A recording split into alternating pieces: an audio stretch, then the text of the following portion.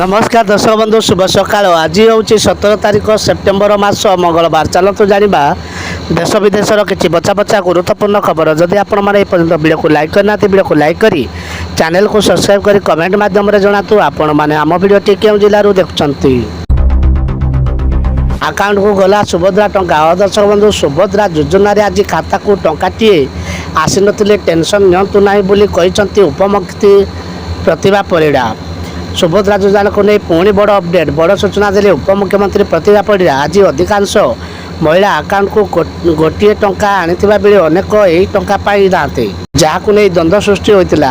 अपविदार षष्ठ सूचना प्रदान करछंती प्रतिभा परिड़ा।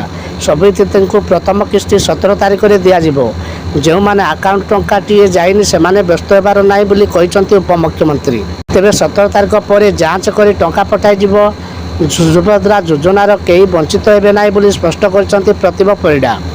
आउ 17 तारिख आसवा पूरा टंका सुभद्रा हिताधिकारी को खुशी कहले न सरे।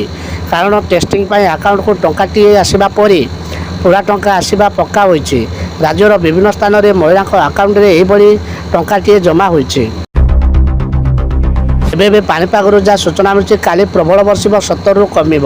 धीरे धीरे दुर्बल होबार लगी गभीर अवपात 48 घंटा मध्य अवपात परिणत हम। एवं गांगीय पश्चिम और झारखंड उपर यह रही पर झारखंड और उत्तर छत्तीसगढ़ आड़ को गति कर यार प्रभाव में रविवार उत्तर ओडिशार अधिकांश दक्षिण अनेक जगार हालुका मध्यम वर्षा होते मंगलवार प्रबल वर्षा नहीं सूचना पानीपाग केन्द्र मिली। बंद रही बैंक लगातार 3 दिन बैंक बंद रहा सहर केवे खोल एवं जानतु। 15 सेप्टेम्बर मासर आरंभ दिन अनेक विशेष घटना घटी सारी जितेबले कि मास शेष पूर्व अनेक पर्व और विशेष दिन थाए जो सर्वधारण छुट्टी थाए। यहीपरिक बैंक गुड़िक छुट्टी दिन अच्छी।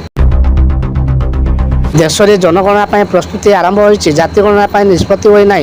जनगणना सरकार प्रस्तुति आरंभ करते प्रक्रिया जाति समिति सम्मत को अंतर्भुक्त करने नहीं पर्यंत निष्पत्ति निजाए ना। गुरुवार और रविवार यही सूचना दि जाए नाम गोपन रखा सत्तर यह सूत्र प्रकाश जे खूब शीघ्र देश में जनगणना कर भारतीय 1881 मसीह प्रति 10 वर्ष जनगणना कर